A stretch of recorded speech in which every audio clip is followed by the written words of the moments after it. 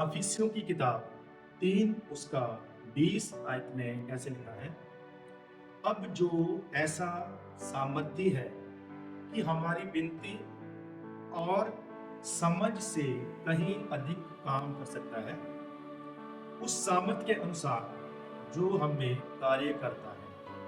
आमीन, हालेलुया। तो यहाँ पर लिखा है कि परमेश्वर सामर्थ्य के द्वारा हमारे अंदर कार्य करता है। कौन सी सामर्थ्य के द्वारा?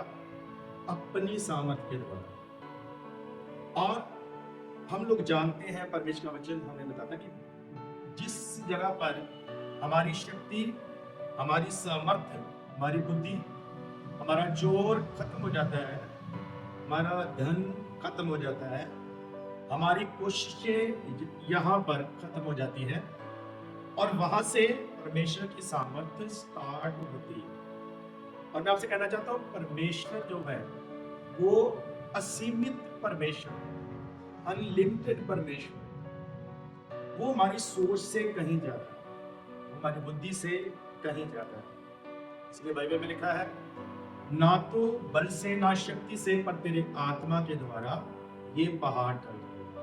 मतलब सारी जो आपकी समर्थ है, परमेश्वर की सामर्थ के द्वारा पहाड़ टल जाएगा। मतलब मुश्किलें चली जाएगी, नामुमकिन काम भी हो सकता है, असंभव काम भी परमेश्वर कर सकता है, क्योंकि वो सामर्थ्य है। और यहाँ पर लिखा है कि वो अपनी सामर्थ्य के अनुसार हमारे भीतर कार्य करता है और उसकी सामर्थ्य बहुत बड़ी है। और यहाँ पर लिखा है, अब जो ऐसा सामर्थ्य है, परमेश्वर ने अब्राहम को कहा, तू अपनी ओर मत देख, अपने शरीर की तरफ मत देख, अपनी उम्र की तरफ, अपनी एज की तरफ मत देख, दुनिया की तरफ मत देख, अपनी पत्नी की तरफ मत देख, जो वेदों ने कह दिया है उस पर ध्यान मत दे, तू मेरी तरफ देख, क्योंकि मैं सर्वशक्तिमान परमेश्वर, हमारा परमेश्वर सर्वशक्तिमान परमेश्वर, और वो इतना सामर्थ्य है कि उसने बड़े बड़े काम किए, बड़ी बड़ी चीजों को, बड़ी बड़ी वस्तुओं को बनाया। सूरज, चांद, सितारे परमेश्वर ने बनाए, ये सारा ब्रह्मंडल परमेश्वर ने बनाया, ये पृथ्वी परमेश्वर ने बनाई, परमेश्वर ने स्वर्ग को बनाया, और जो कुछ हम देखते हैं उसको भी, और जो कुछ हम नहीं भी देखते, बहुत बड़ी बड़ी चीजें सब परमेश्वर ने बनाई। सो परमेश्वर बड़े काम करने वाला सामर्थ्य परमेश्वर है, वो कोई कमजोर परमेश्वर नहीं है, वो हमारे जैसा परमेश्वर नहीं है। परमेश्वर मतलब जो इंसान नहीं कर सकता, अगर वो कोई कर सकता है तो उसको खुदा, उसको परमेश्वर कहते हैं। और यहाँ पर लिखा है, अब जो ऐसा सामर्थ्य है कि हमारी विनती और समझ से कहीं अधिक काम कर सकता है। हम जो विनतियां करते हैं, हम जो प्रार्थनाएं करते हैं, हम जो समझ रखते हैं, हम जो अपनी बुद्धि से सोचते हैं, उससे अधिक नहीं लिखा, उससे कहीं अधिक हमारे लिए कर सकता है, कहीं ज्यादा हमारे लिए कर सकता है। तो बाइबल कहती है, अपनी सोच के अनुसार मत कर, अपनी तरफ मत दे।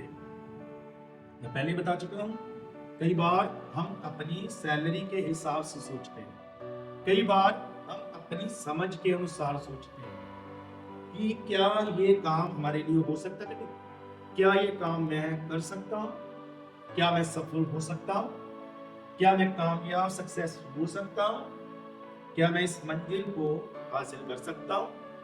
तो हम अपनी समझ के अनुसार ही सोचते हैं और अपनी समझ के अनुसार ही परमेश्वर से मांगते हैं। हम उस बच्चे के अनुसार हैं, उस बच्चे की तरह हैं जिस बच्चे को उसके माँ बाप रोज 5 रुपए या 10 रुपए देते हैं, रोज खर्चने के लिए। छोटे बच्चे को अगर किसी को 10 रुपए मिलते हैं तो वो सोचता है, आज कहीं मुझे 20 रुपए मिल जाए तो बल्ले बल्ले हो जाए।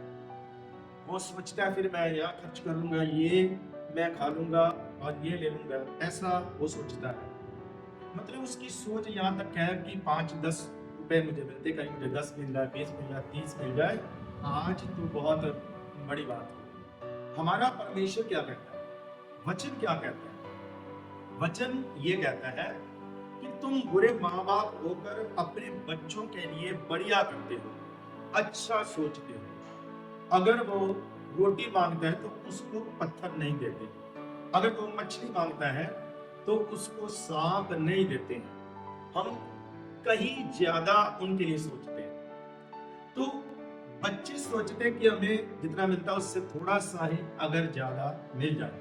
लेकिन मैं आपसे कहना चाहता हूं, उनको नहीं पता कि उनका बाप अगर रोज के 10,000 भी कमा रहा है तो वो 10,000 उसके लिए कमा रहा है। वो जो कुछ बना रहा है, जो कुछ खरीद रहा है, वो औलाद के लिए खरीद रहा है, उसके लिए खरीद रहा है। इसी प्रकार कई बार हमारी सोच जो है अपनी समझ के अनुसार छोटी होती है, अपनी बुद्धि के अनुसार चलते हैं, अपनी शक्ति के अनुसार चलते हैं। हम सोचते हैं अपनी एजुकेशन के हिसाब से कि मुझे बस ये छोटी सी नौकरी मिल सकती है, या मैं एक छोटे से ही देश में जा सकता हूँ। अपने छोटी सोच के हिसाब से छोटा सोचते हैं या छोटा परमेश्वर से मांगते हैं। लेकिन मैं आपसे कहना चाहता हूँ, हमारा परमेश्वर भी माँ बाप से बढ़कर, माँ से और बाप से ज्यादा प्यार करता है। आदम को परमेश्वर ने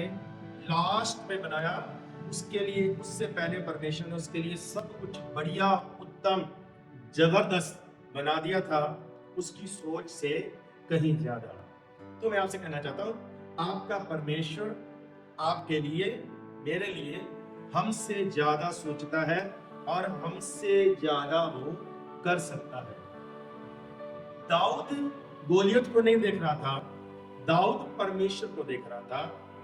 अगर दाऊद गोलियत को देखता तो वो कभी भी युद्ध करने के लिए नहीं निकलता, क्योंकि दाऊद परमेश्वर को देख रहा था। मतलब दाऊद का भरोसा परमेश्वर पर था। दाऊद अपने आप को नहीं देख रहा था कि मेरा कद छोटा है, मैंने सीखा नहीं है, मेरे पास उसके जैसी ताकत नहीं है, मेरे पास गोलियत के जैसे हथियार नहीं है, मैंने कोई ट्रेनिंग नहीं ली है, मैं तो भेड़ों को चलाने वाला हूँ, मैं तो गरीब सा व्यक्ति हूँ, मैं फौज के कुछ भी युद्ध करने के तरीके नहीं जानता। अगर दाऊद अपनी तरफ देखता तो गोलियत से वो ना लड़ता और ना जीतता।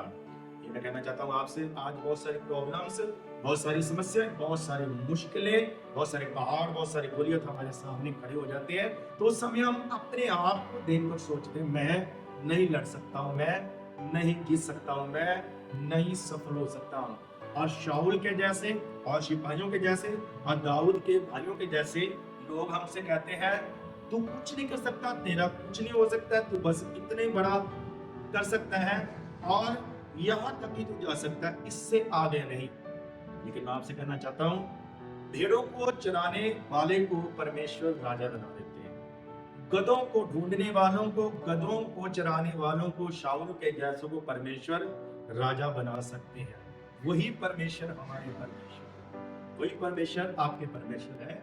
और यहाँ पर लिखा है, जो हम सोचते हैं उससे कहीं अधिक, जो हम मांगते हैं उससे कहीं अधिक परमेश्वर हमें दे सकता है। आइए मैं एक बाइबल में से आपको उदाहरण देना चाहता हूं। तो आइए बात करते हैं सुलेमान राजा की हैं। सुलेमान जब बच्चा था तो उसको राजा बना दिया गया। अब वो अपनी तरफ देखता है कि मैं छोटा हूं, मेरी एज कम है, मुझे कुछ नहीं आता, मुझे राज्य को चलाना नहीं आता है और मुझे युद्ध करना नहीं आता है।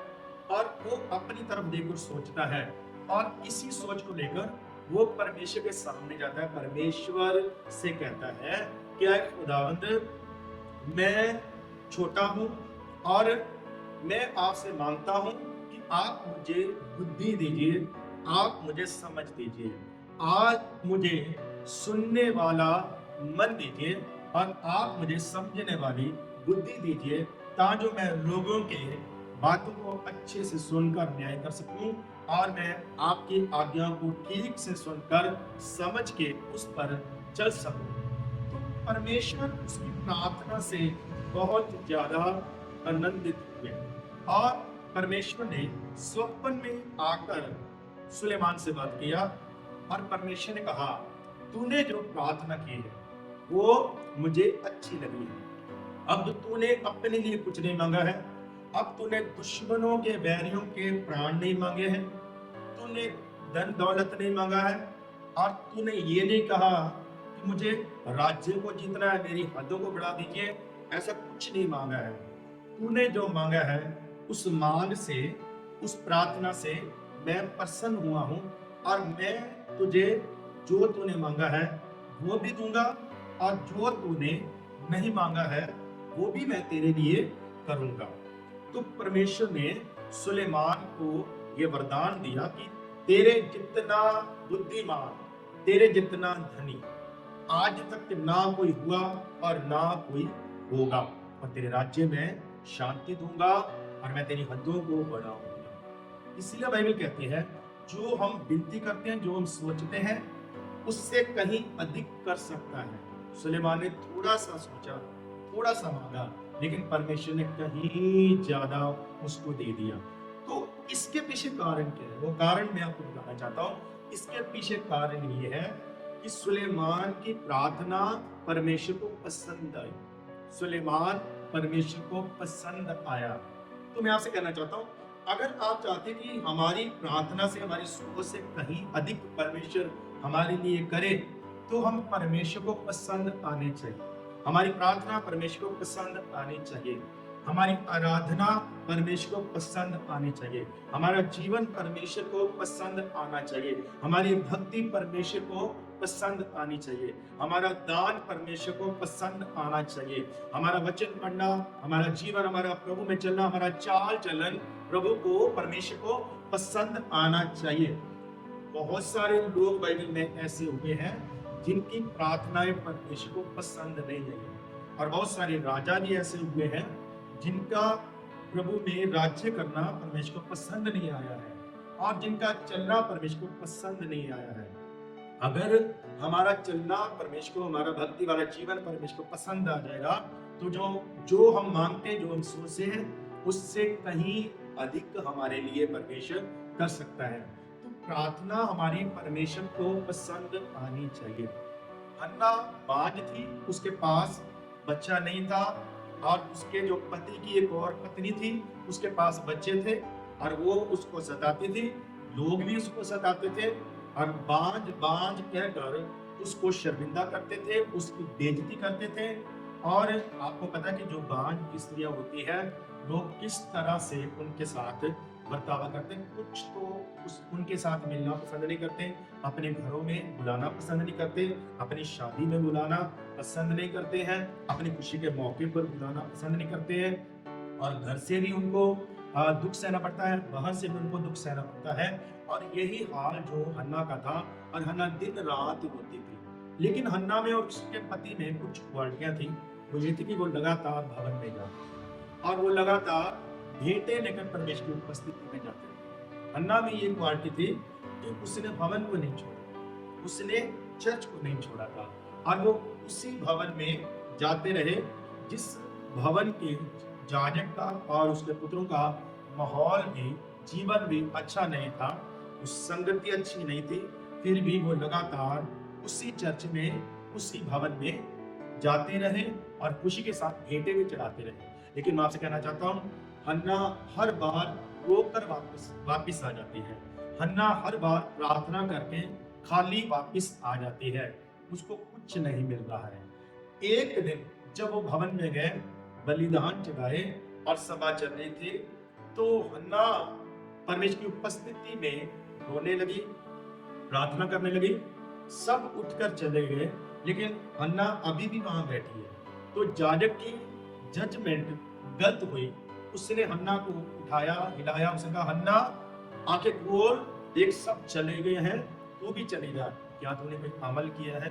तो हन्ना ने कहा, स्वामी मैंने कोई भी अमल, नशा नहीं किया है, बल्कि मैंने तो अपने टूटे हृदय को अपने आंसुओं के वसीले परमेश्वर के सामने उंडेल दिया है। मैं आपसे कहना चाहता हूँ, मांगा तो उसने वही जो पहले मांगती थी, लेकिन पहले नहीं मिलता था। आज उसने अपनी प्रार्थना को बदल दिया है, अपनी प्रार्थना को चेंज कर दिया है। और आज हन्ना ने अपनी प्रार्थना में एक दो लाइन को और जोड़ा है। पहले वो आती थी, वो कहती थी, बच्चा दे दे, बच्चा दे दे, बच्चा दे दे, बच्चा दे दे, मैं दुखी हूँ, मैं परेशान हूँ, लोग मुझे सताते हैं, लोग मुझे दुख देते हैं, मुझे शर्मिंदा करते हैं। लेकिन आज उसने एक लाइन और जोड़ी है। वो क्या है? उसने अपनी प्रार्थना को बदल दिया है। उसने कहा, आए खुदाबंद, अगर तू मुझे बच्चा दे तो मेरे लिए काफी होगा कि मेरी शर्मिंदगी मिट जाएगी और लोग मुझे बांझ नहीं कहेंगे, लोग मुझे जनने वाली माँ बोलेंगे, मेरे लिए इतना काफी है। और मैं आज ये वायदा करती हूँ कि जो बेटा तू मुझे देगा वो मैं तेरे भवन में सेवा के लिए दे जाऊंगी। और आज प्रार्थना से, आज हन्ना की प्रार्थना से परमेश्वर प्रसन्न हुए हैं। जिस प्रकार सुलेमान की प्रार्थना से परमेश्वर प्रसन्न हुए, सुलेमान की प्रार्थना परमेश्वर को पसंद आई है, आज हन्ना की प्रार्थना परमेश्वर को पसंद आई है। और परमेश्वर अपने दास के वसीले बोला, हन्ना अगर ऐसी बात है तो जा, फिर आज तेरी प्रार्थना सुनी गई और परमेश्वर ने तुझे दे दिया है।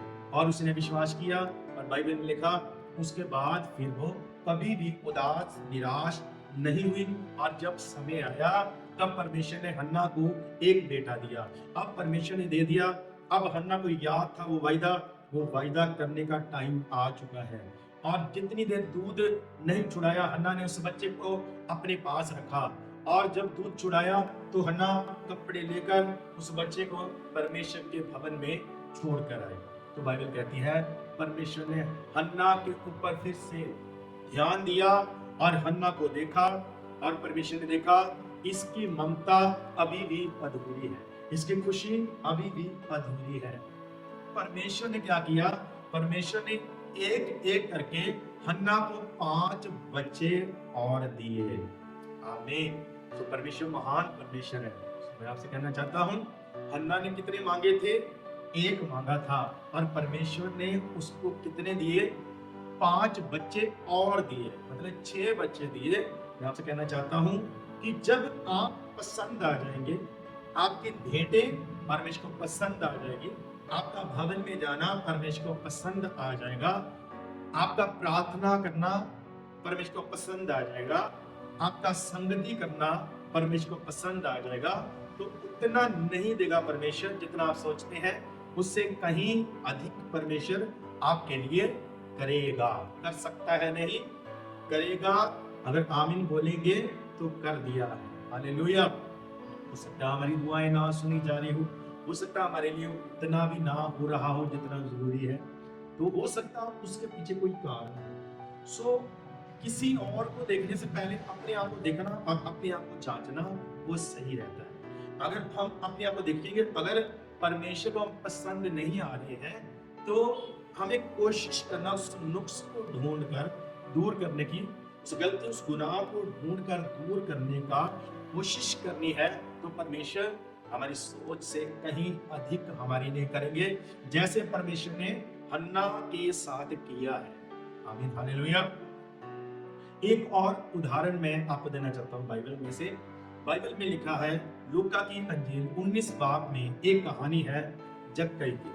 जक्कई ने यीशु मसीह के आश्चर्य कर्मों को सुना था, उसके कामों को सुना था, और कि कोई है यीशु नाम का व्यक्ति जो बीमारों को चंगा करता है, जो चमत्कार करता है, जो पापों को क्षमा करता है, जो गरीबों को गले लगा देता है, जो दया करता है, जो मुर्दों को भी जीवित कर देता है। उसके बारे में उसने बहुत सारी कहानियां सुनी थी। और आज उसको पता चला कि यीशु मेरे नगर से गुजरने वाले हैं, यरीहो से गुजरने वाले हैं। तो जक्कई ने सोचा कि मैं देखकर आता हूँ वो कैसा दिखता है, कैसा व्यक्ति है। अपना काम छोड़ा, अपनी नौकरी उसने छोड़ दी और वो निकल पड़ा यीशु मसीह को देखने के लिए। हालेलुया। यीशु मसीह को देखने के लिए निकल पड़ा। और बाइबल कहती वो कद का छोटा था और यीशु मसीह के चारों तरफ हमेशा भीड़ रहती थी। और भीड़ भी सैकड़ों की नहीं, हजारों की। बहुत सारे लोग शिफा पाए, चंगा किए हुए, वचन के प्यासे बहुत सारे लोग यीशु मसीह के हमेशा चारों तरफ रहते थे, साथ साथ चलते थे। जब कई ने देखा कि यीशु मसीह नजर नहीं आ रहा है, वो अपनी एड़ियां उठा उठा कर देख रहा था, लेकिन जब नहीं देख पाया तो उसने देखा कि वो किस तरफ जा रहे हैं। उस तरफ जब कई भाग कर गया और एक गुल्लर के पेड़ के ऊपर वो चढ़ गया, और अब वो पेड़ के ऊपर चढ़ रहा, उसको यीशु मसीह नजर आ रहे हैं। उस पेड़ की टहनी के ऊपर बैठकर वो यीशु मसीह को टिकटिकी लगाकर बड़े ही ध्यान से, वो बड़े ही भावना से, खुशी से यीशु मसीह को देख रहे हैं। और इतने में क्या हुआ, यीशु मसीह चलते चलते उस पेड़ के नीचे आ जाते हैं और यीशु मसीह खड़े हो जाते हैं।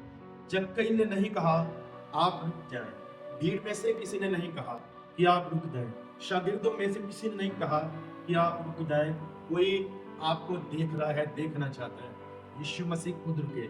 इसका मतलब है यीशु मसीह जानते हैं आप क्या कर रहे हैं, आपकी गतिविधि क्या है। हालेलुया। आपकी एक्टिविटीज जो परमेश्वर के लिए हो रही है, उसको परमेश्वर जानते हैं।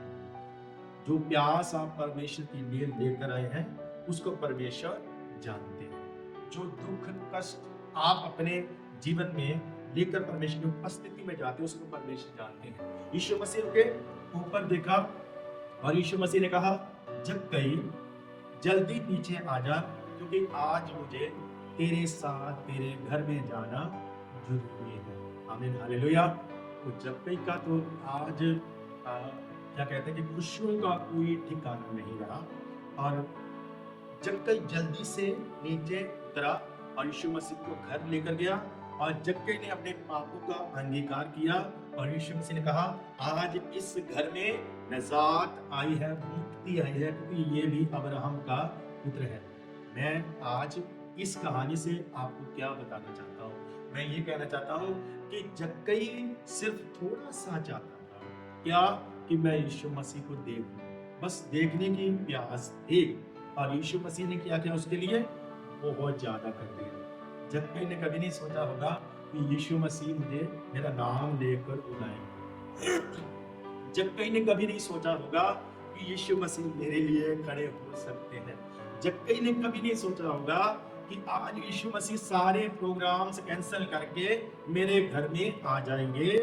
जक्कई ने ये सोचा नहीं था, उसको उम्मीद नहीं थी कि इतना बड़ा व्यक्ति जिसके चारों तरफ भीड़ रहती है, प्रभु का प्रभु, राजा का राजा, इतना महान व्यक्ति मेरे घर में भी आ सकता है। उसने सोचा नहीं था। यीशु मसीह ने जक्कई के लिए अपने सारे प्रोग्राम्स कैंसिल कर दिए, क्योंकि यीशु मसीह उस नगर से गुजर रहे थे। जक्कई उस शहर में है, उस नगर में है। आमीन, हालेलुया। तो यीशु मसीह मुझे नहीं लगता कि जक्कई के लिए आए हैं। मुझे लगता है यीशु मसीह के बहुत सारे प्रोग्राम्स थे उस दिन, तो उन्हें सारे कैंसिल कर दिए जक्कई के घर में जाने के लिए। इसलिए बाइबल कहती है, जो हम सोचते हैं, जो हम विनती प्रार्थना करते हैं, उससे कहीं अधिक हमारा परमेश्वर हमारे लिए कर सकता है। लेकिन वो क्यों करेगा, जक्कई के लिए क्यों हुआ, थोड़ी देर इस बात पर विचार करेंगे। जक्कई की प्यास प्रभु को पसंद आई। आज किसकी प्यास है? आप किसको देखना चाहते हैं? यीशु मसीह को देखना चाहते हैं, या मनुष्यों को देखना चाहते हैं, या मनुष्यों की ग्लोरी को देखना चाहते हैं? क्या आप सोने चांदी को देखना चाहते हैं, या आप धन पैसे को देखना चाहते हैं, क्या आप दुनिया की सुंदरता को देखना चाहते हैं, बड़े बड़े गाड़ियां, बड़े बड़े घर को देखना चाहते हैं?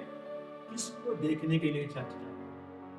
जो कोई यीशु मसीह को देखने के लिए आता है, जिसके मन में यीशु मसीह के लिए प्यास है, उसका परमेश्वर को पसंद, वो परमेश्वर को पसंद आ जाएगा, पता चल जाएगा यीशु मसीह को। और मैं कहना चाहता हूँ, जक्कई का अपने काम को छोड़ना यीशु मसीह को पसंद आया। प्रभु के लिए अपने काम को छोड़ दिया। क्या छोड़ते हैं आप यीशु मसीह के लिए? अगर आप कुछ छोड़ते हैं प्रभु के लिए, अपने लिए नहीं, अपने लिए नहीं, यीशु मसीह के लिए क्या त्यागा, क्या छोड़ा, अगर ये चीज परमेश्वर को पसंद आ जाएगा, अगर आपका यत्न परमेश्वर को पसंद आ जाएगा।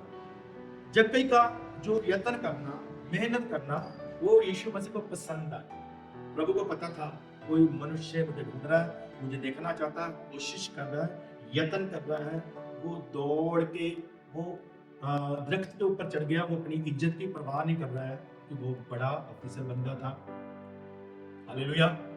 जक्कई का ये यत्न करना, मेहनत करना यीशु मसीह को पसंद आया, और जक्कई का अंगीकार करना यीशु मसीह को पसंद आया। हालेलुया।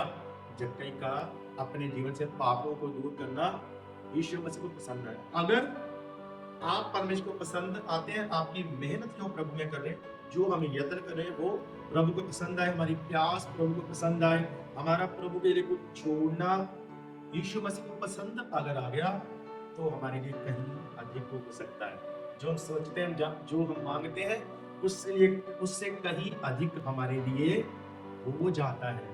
आमीन बोलेंगे। आमीन। हालेलुया। और एक और आपको कहानी बताना चाहता हूँ। बाइबल में हम पढ़ते हैं लूका की इंजील 5 बाब, वहां पर पतरस की कहानी है। जब पतरस को यीशु मसीह पहली बार मिलते हैं, सुबह सुबह यीशु मसीह झील के ऊपर जाते हैं, और वहां पर बहुत सारी भीड़, पता नहीं किसने बताया, वहां पर ढूंढती हुई आ जाती है। और यीशु मसीह क्या देखते हैं कि वहां पर वो किश्तियां लगी हुई थी। तो प्रभु ने पूछा कि ये किसकी किश्ती है? तो पतरस ने कहा, जी मेरी है। तो प्रभु ने कहा थोड़ा सा किनारे से हटा लीजिए, मुझे थोड़ा प्रचार करना है भीड़ को। तो पतरस ने इनकार नहीं किया। उसकी किश्ती जो अभी खाली थी, वो यीशु मसीह ने उसमें खड़े होकर सबको परमेश्वर का वचन बताया। और बाइबल कहती है उस समय पतरस उसके साथ अपने जाल धो रहे थे। और जब यीशु मसीह फ्री हुए, तो प्रभु यीशु मसीह ने पतरस से पूछा, पतरस क्या हुआ? आज निराश लग रहे हो, उदास लग रहे हो, और आज तुम लोगों ने कुछ नहीं पकड़ा, ऐसा लगता है। तो पतरस ने कहा, हाँ हम जाल धो रहे हैं, और सारी रात हमने मेहनत किया, हमने कुछ नहीं पकड़ा, और आज हमें खाली जाना पड़ेगा। तो प्रभु यीशु मसीह ने कहा, मेरे कहने पर जाल डाल, थोड़ा सा आगे डाल।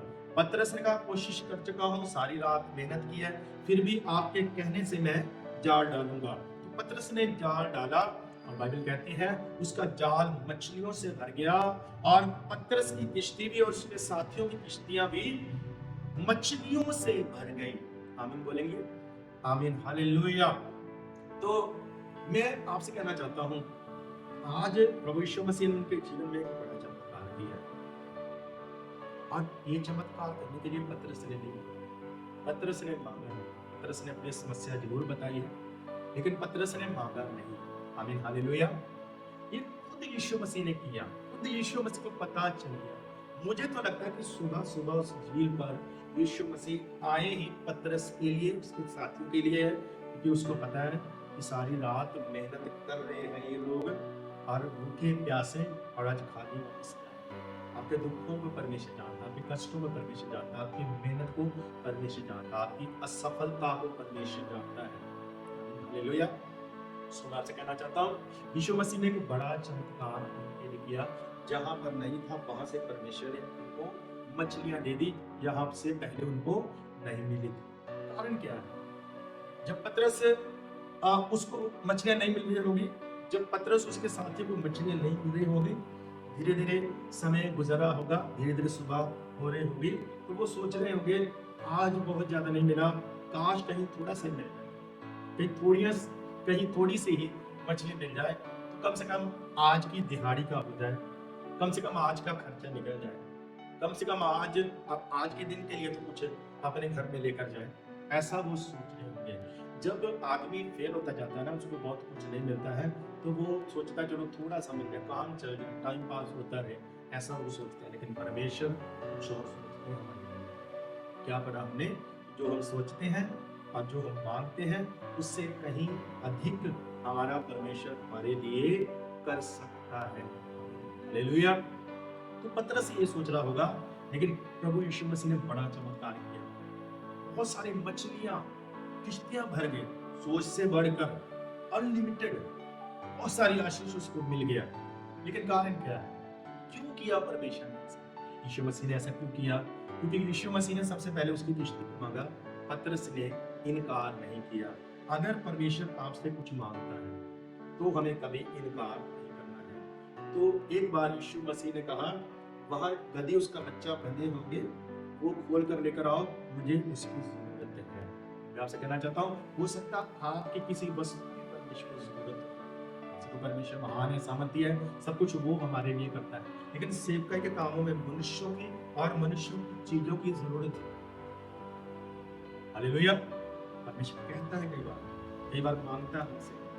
और यीशु मसीह ने पतरस से सुसमाचार के लिए किसी को मांगा, अपने लिए नहीं मांगा। मैं आपसे कहना चाहता हूँ, अगर परमेश्वर आपसे कुछ मांगते तो अपने लिए नहीं मांगते, वो सुसमाचार के लिए, सेवक के लिए मांगते हैं।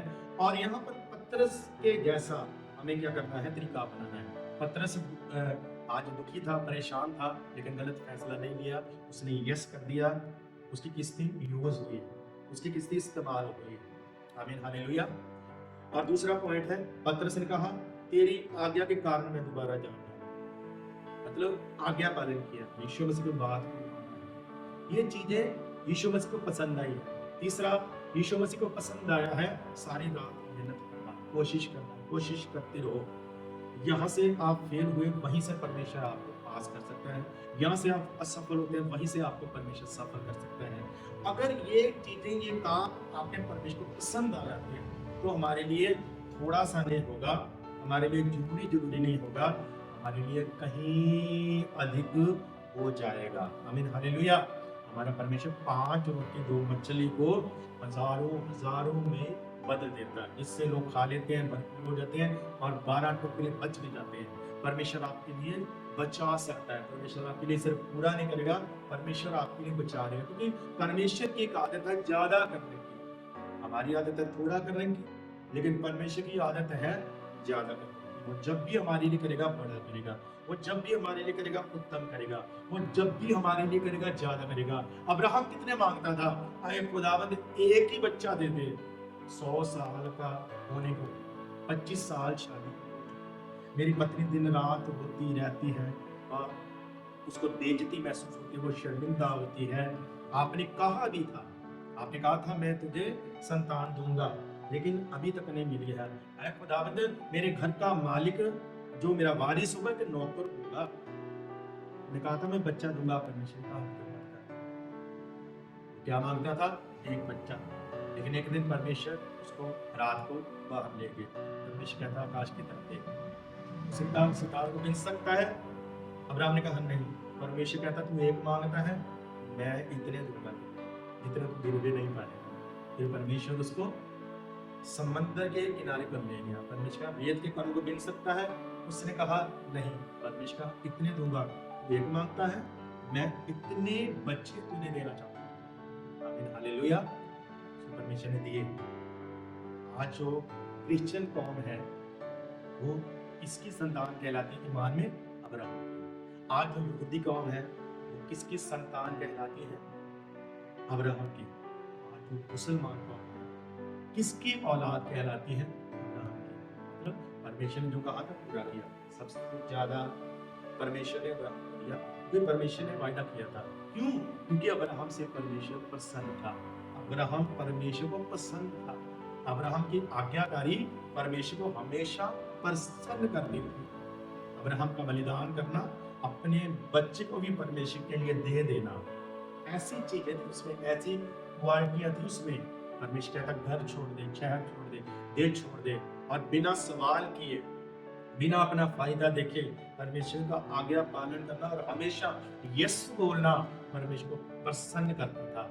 अगर आप परमेश्वर को खुश कर पाए, अगर आप परमेश्वर को पसंद कर पाए, अगर आपकी भक्ति, आपका जीवन परमेश्वर को पसंद कर पाया, तो अब्राहम की तरह आप भी एक नहीं पाएंगे, आप लाखों करोड़ों पाएंगे। आप आशीषों से भरते जाएंगे, आप आशीषित होंगे, आपकी पीढ़ियां आशीषित होंगी, आपके बच्चे आशीषित होंगे, और जनरेशन, पूरी जनरेशन आने वाली जो आपके द्वारा आने वाली है वो आशीषित होगी, बड़ी आशीषों को प्राप्त करेंगे अगर आप परमेश्वर को पसंद आ जाते हैं तो। इसलिए हमने बाइबल में पढ़ा है अफीसियों की किताब से कि जितना हम सोचते हैं, जितना मांगते हैं, जितना हम विनती करते हैं, हमारा परमेश्वर इतना सामर्थ्य है, उससे अधिक नहीं, कहीं अधिक कर सकता है। सब बोलेंगे नहीं।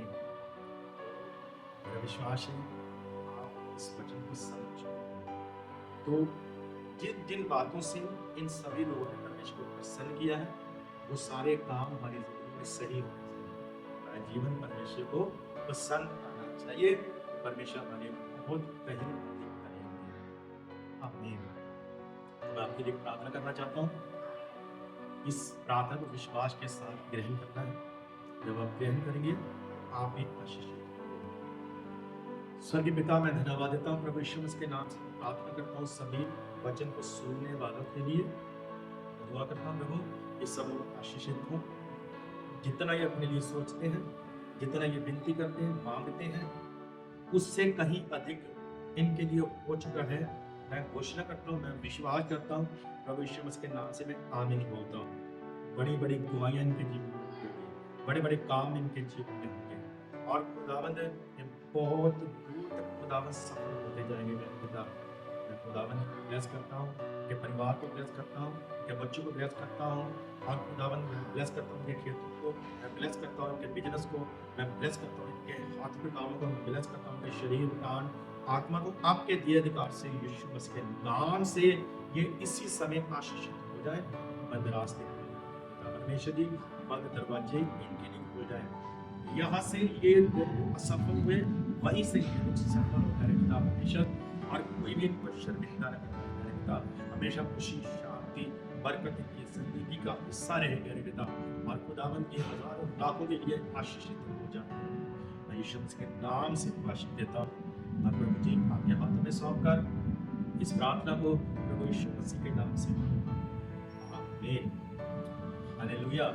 सो आपसे कहना चाहता हूँ, अगर आप चाहते हैं कि हमारी सारी वीडियोस आपके पास पहुंचे और वचन के द्वारा, गीतों के द्वारा आप लोग आशीषित हों, तो हमारे चैनल को सब्सक्राइब करें और अगर वीडियो अच्छा लगता है लाइक करें, कमेंट करें और शेयर करें दूसरों के साथ। जब आप दूसरों के साथ शेयर करेंगे तो आप अपने बच्चों को बांटेंगे।